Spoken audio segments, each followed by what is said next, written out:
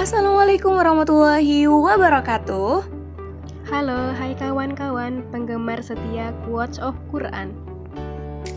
Welcome to our video. Kenalin, nama aku Nazarina Sarani dan partner aku Najwanida Maulida. Yang kali ini kita mau ngajak kawan-kawan nih untuk belajar dan berbagi pengetahuan tentang Al-Quran. Untuk itu, tonton videonya sampai selesai ya. Dakwah merupakan kegiatan yang memberikan banyak sekali manfaat, baik kepada yang mendengarkan ataupun kepada orang yang menyampaikannya. Tidak hanya itu loh teman-teman, dakwah juga banyak sekali bentuknya dan mudah sekali untuk dikerjakan. Berikut contoh-contoh berdakwah yang sering kita temui, bahkan sering kita lakukan loh. Yang pertama, memberikan saran dan nasihat kepada teman kita yang sedang kesulitan. Yang kedua, menyingkirkan duri di jalan agar orang lain tidak terinjaknya. Dan yang ketiga, membuat buku motivasi atau kata-kata yang menyejukkan hati. Nah, itu tadi kawan-kawan beberapa contoh dari berdakwah yang sering kita temui bahkan kita lakukan loh. Pada video ini, kita akan membahas dalil Al-Quran tentang kewajiban berdakwah dan metodenya, yakni Quran Surah An-Nahl ayat 125. Penasaran? Langsung aja simak penjelasan berikut ini. ادع إلى سبيل ربك بالحكمة والموعظة الحسنة وجادلهم بالتي هي أحسن إن ربك هو أعلم بمن ضل عن سبيله وهو أعلم بالمهتدين. Yang artinya, serulah manusia kepada jalan Tuhanmu dengan hikmah dan pelajaran yang baik, dan bantahlah mereka dengan cara yang baik pula. Sesungguhnya Tuhanmu dialah yang lebih mengetahui tentang siapa yang tersesat dari jalannya, dan dialah yang lebih mengetahui orang-orang yang mendapat petunjuk. Quran Surah An-Nahl ayat 125. Dalam ayat ini Allah Subhanahu wa Ta'ala memberikan pedoman kepada Rasul-Nya tentang cara mengajak manusia dakwah ke jalan Allah. Jalan Allah di sini maksudnya ialah agama Allah, yakni syariat Islam yang diturunkan kepada Nabi Muhammad SAW.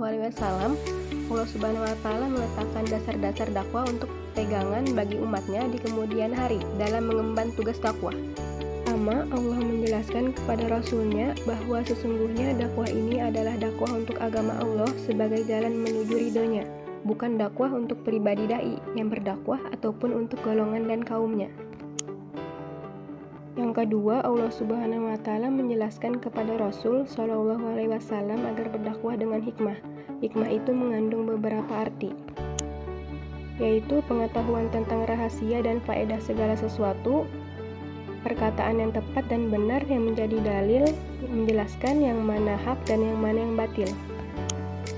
Dakwah dengan hikmah adalah dakwah dengan ilmu pengetahuan yang berkenaan dengan rahasia, faedah, dan maksud dari wahyu ilahi, dengan cara yang disesuaikan dengan situasi dan kondisi agar mudah dipahami umat.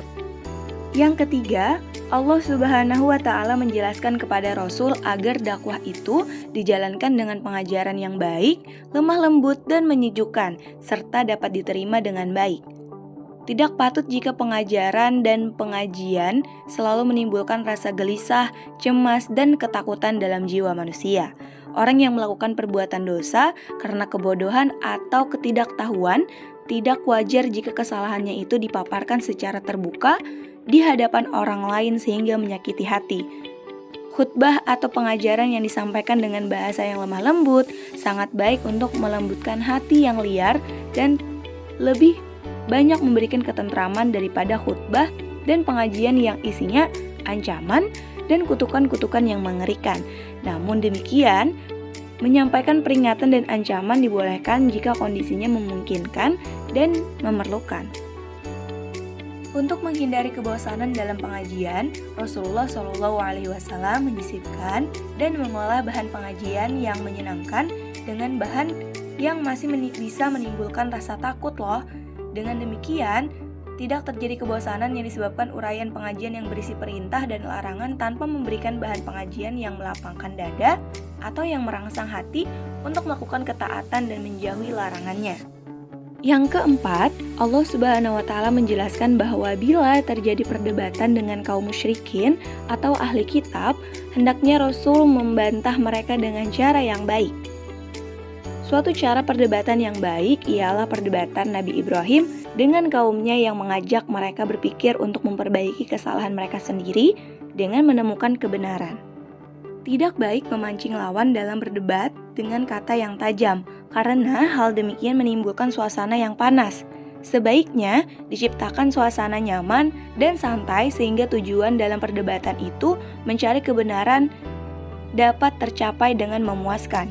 Perdebatan dengan cara yang baik adalah dengan lemah lembut, tutur kata yang baik, serta cara yang bijak. Perdebatan yang baik ialah perdebatan yang dapat menghambat timbulnya sifat manusia yang negatif seperti sombong, tinggi hati, dan berusaha mempertahankan harga diri karena sifat-sifat tersebut sangat tercela. Yang kelima nih kawan-kawan, akhir dari segala usaha dan perjuangan itu adalah iman kepada Allah Subhanahu wa Ta'ala, karena hanya Dialah yang menganugerahkan iman kepada jiwa manusia, bukan orang lain ataupun dai itu sendiri.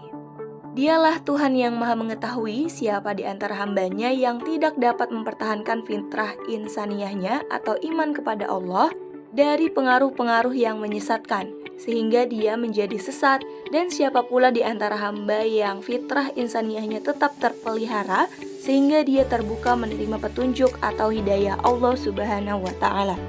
Nah, itu tadi kawan-kawan penjelasan terkait Quran Surah An-Nahl ayat 125 tentang kewajiban berdakwah dan metode atau cara yang bisa kita lakukan dalam berdakwah. Masya Allah, tabarakallah. Alhamdulillahirrabbilalamin. Luar biasa ya kawan-kawan makna dari Quran Surah An-Nahl ayat 125 ini. Semoga kita mendapatkan keberkahan dan hidayah dari Allah Subhanahu wa Ta'ala. Amin, amin ya rabbal alamin. Terima kasih untuk kawan-kawan yang sudah menonton dan mendengarkan video ini ya. Mohon maaf atas segala kekurangan. Saya Nazwarina Saharani dan Najwa Nida Maulida pamit undur diri. See you in next video. Akhirul kalam. Wassalamualaikum warahmatullahi wabarakatuh.